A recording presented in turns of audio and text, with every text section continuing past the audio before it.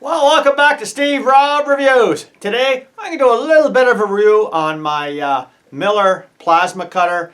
It's the 625 Spectrum.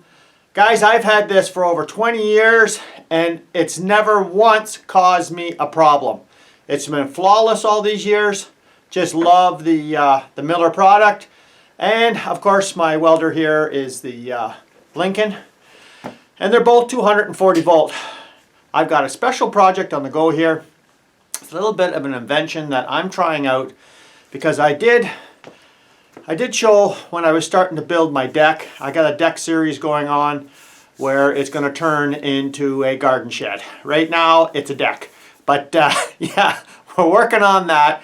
And I showed in the beginning there how I had to pull both the boards together using you know, some high-powered strength and a block and tackle to you know, to get the boards pressed together, because a lot of times the wood, especially pressure treated wood, you leave it out in the sun for a couple hours and it starts to dog leg on you.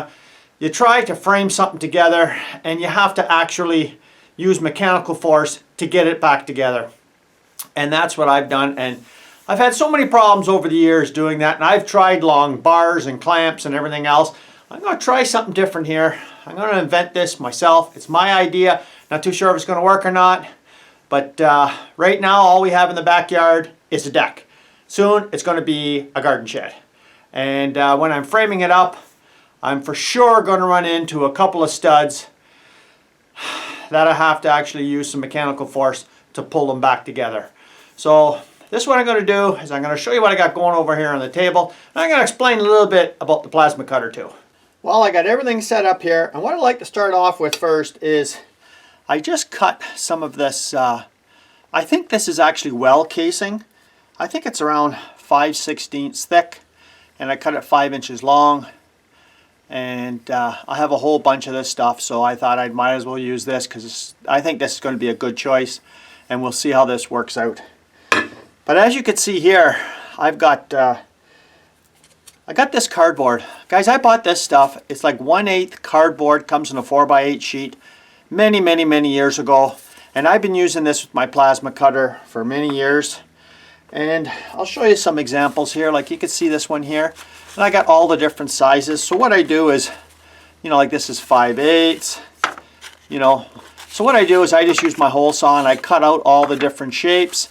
And the whole idea behind this is the plasma cutter itself, the tip, well, it just rides along the inside here. Because if you take a look at the end there, I'll just try and show you, you could see where the distance between the outside right here and the center is 3/16. So you have to measure your tip, you know, and see, you know, what the distance is from the outside to the inside. So whenever I measure something, I make sure that I allow for that 3/16. So if you take a look at the this piece here, this is going to go over top of a 2x4 stud. So I want 1.5 from side to side, but then I got the 3/16 that this will ride along. So I got 3/16 here, 3/16 here, which is 3/8. So I had to add 3/8 to 1.5. And then this is going to be 3 1/4 from here to here, and then I added 3/16 for this piece here. And this is a rough idea, and it's a lot easier than trying to do it by hand, and it only takes a couple of seconds. What I did is I just ripped this out on the table saw, and then I just got my X-Acto knife. I put a couple of scar marks across both sides and just snaps off. So it's easy to work with. And on the plasma cutter here, a lot of people, if you're curious, you see there's outside lines, outside holes here. Well, that's where the air compressor air comes in, and I have a dryer on the back of my plasma cutter that keeps the air dry, and the electricity comes through here almost like an arc welder, and it blows the slag and everything away. Now this one here, I have used up to 3/4 of an inch steel, so it does work terrific. And you know, these are quite expensive, but you know what, it sure beats using a grinder with a cutoff disc and you know, that kind of stuff. So let's get to cutting this up. And I'll show you exactly what this is going to be for at the end, because it's kind of hard to show you right now.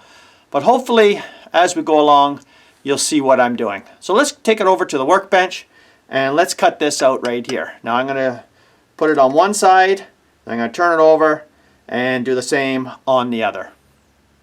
So let's get to it.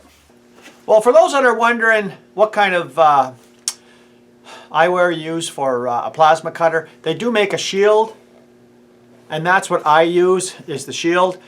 And this is the proper one for it. And that's what I like to use. So what I'll do is I'll zoom you in now and we'll see how this does. Now I don't expect it to cut exactly on the line. And I know I'm going to have to do a little bit of trimming with my grinder. But let's get to it. Let's see how this works out. Okay, you ready? Now it does use quite a bit of air from your air compressor. So you will hear the air compressor most likely kick on before I finished cutting this. So let's get to her here.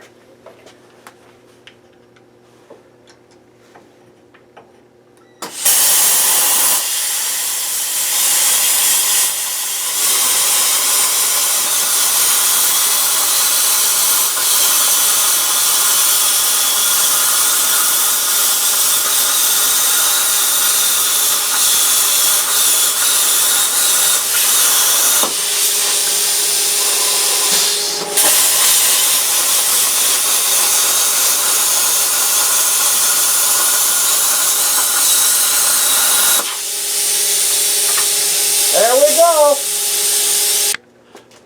Well, here's the one side here.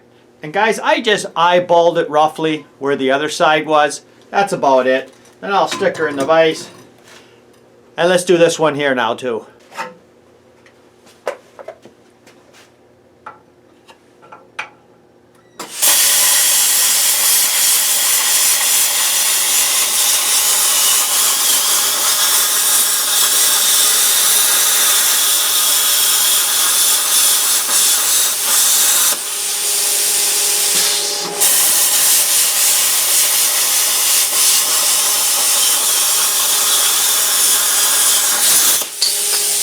There we go. Well, here we go here. Here's the second one that I haven't done yet. I'm not going to show you that one. I'm just going to show you the other one. And this is it here, guys. Now, as you could see, I did have to put my grinder on it and just make sure it fit. And this is the piece right here. And you can see it's only just a little bit burnt. And it's good enough to do the second piece. And this is the whole idea here, guys. This is going to fit over top like this. And we're going to get to the next part. And I hope you can see what I'm doing here. But I'm going to have to weld a piece from here over to here. And I don't know if I'm going to use this or use something else. But the next time you're going to see this, we're going to be over on the welding table again, and we're going to be welding some more. Okay guys, plan B. Just in case you guys wanted to know what a plasma cutter looks like when it makes a cut, I just show you right here. This is a good example here of the cut that it makes, and I think it's pretty good. Now you can see there's a little bit of dross here, but besides that, you just hit it with the chipping hammer, falls right off. Plan B coming up. Okay, I was doing some ciphering. This is how we do ciphering up here. Okay, so if you take a look here, 1 3/4. That's the middle of a 2x4. And I'm going to be using this 2x4s and 2x6s. 2 3/4. You see them two lines there going all the way down? See right in the middle? Well, that's what we're going for today. Here we go, guys. There you go right there. Now what does that mean to you? Absolutely nothing, right? But take a look at that. You see the gap underneath there? I think that gap is going to work in my favor. Now, I had a couple of these clamps here, or clips, or whatever these things are called. But this is what I'm figuring on doing, guys. Yeah, this is what I'm going to do is, okay, are you ready? I'm going to stab that thing in there. Well, okay, well, you got a better idea what's going on here. You see that red line? Well, just follow it right here. Okay, what I'm going to do is I'm going to bolt that down there. I'm going to bolt that right on there. Save me from welding it, and I think that'll be fine. Now, it's not sitting right flush there, but I can just bend the mirrors over, and I think that should be fine. And I'll bolt that right on there. Let's come back when that thing's on, and let's take a look. Well, she's all done. I tell you what, it's pretty slick. Check this out, guys. There you go right there. Fits on there nice. And I'll show you on the bottom there. I got her double nutted. And I think this will work great. And the whole idea behind this is a lot of times I got a 2x4, say stretching, say 12 feet or whatever. And I got all my studs running this way. And you'll get a board that's kind of warped on you. So now I can put one of these on. It's good for a 2x4 or 2x6. And put one on the other end. And then put my, come along or ratchet strap or whatever you like in between the two. Hook onto the hooks and just crank her down. And it'll pull this right in. And I think that's going to work great. The only other problem I have over the years in construction is even your studs. You leave a stud out, for any length of time in between your two main studs. And yeah, they twist on you and they tilt like this.